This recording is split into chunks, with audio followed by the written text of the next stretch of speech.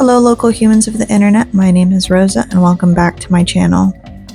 So, from my last post up to now, I took a break for spring break. I had family in town, and I just wanted to focus on that for the week.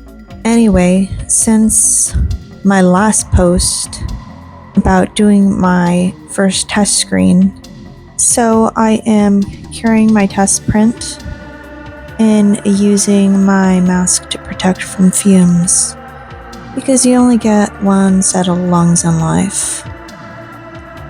I also had to learn to use a sewing machine and practiced a test stitch. It came out pretty decent, so I'm happy to continue. Using regular printing paper and some newsprint, I am cutting out a pattern for these pennant flags and checking the placement of my chicken, making sure it's in the center. Using sewing chalk, I measure and draw out my pattern onto the canvas. And I'm also using an iron to fold the edges to allow for easier sewing on the machine.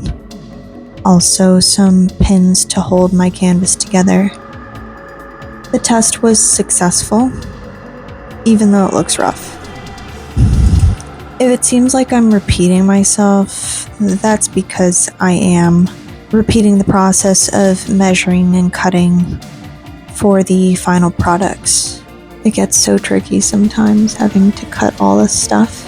I'm using baking paper to keep the Plastisol ink from getting onto my canvas, and making sure if something were to get paint, I can easily wipe it down or replace the baking paper.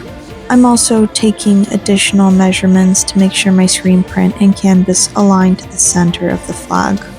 Plastisol can be really difficult to work with. You really have to make sure that the Plastisol gets a little warm by constantly mixing it so it becomes less stiff. Thankfully, I'm in a hot environment, so it's just maybe 30 seconds to a minute of playing around with it. This process is always tedious and getting ink everywhere, no matter how tidy you try and keep it. So that process is done.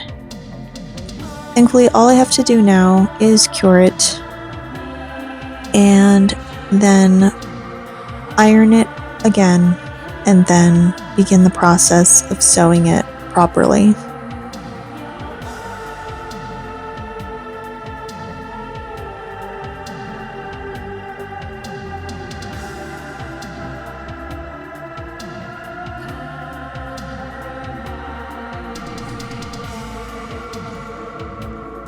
I decided to hand sew my trim because I don't trust myself with the sewing machine, and I didn't want to have any issues with snagging or ruining either the trim or the canvas.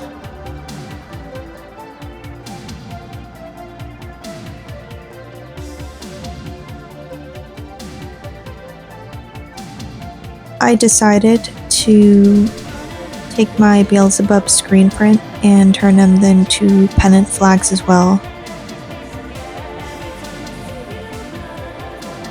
It's always the poetry of it all, but looking at these flags, I never expected that the symbolism of the chicken and the fly, just this huge contrast between something that symbolizes life and birth versus death, decay, putting them side by side, it makes me happy. I wasn't expecting, or did I intend for it to work out that way.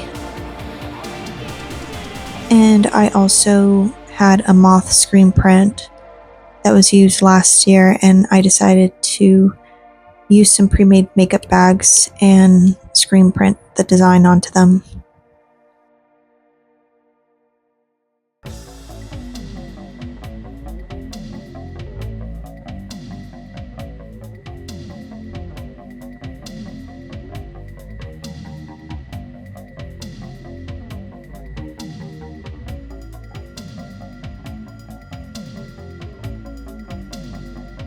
I'm very happy with the result. It was much better than what I imagined.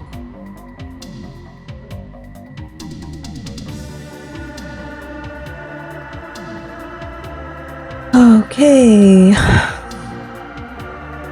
As I've mentioned in my last few vlogs, I've been experimenting and using Blender to model some charms before getting really complex with 3D printed figures. For now, I'm focusing on this Ankh symbol and Thelema symbol using the skills I've learned thus far. It's not just modeling and learning to cut holes, but also making these models manifold for my 3D printer. I've improved my skills of not just modeling and printing, but also how to remove and cure my prints. Sadly, my FEP screen has a puncture from my own skill issues, so I have to stop printing until I replace the screen. If you would like to support my work, a like and a subscribe will help build my channel. If you are interested in the work I made and would like to purchase a flag or my art, check out my website, ibisnoir.com. Link is in the description below.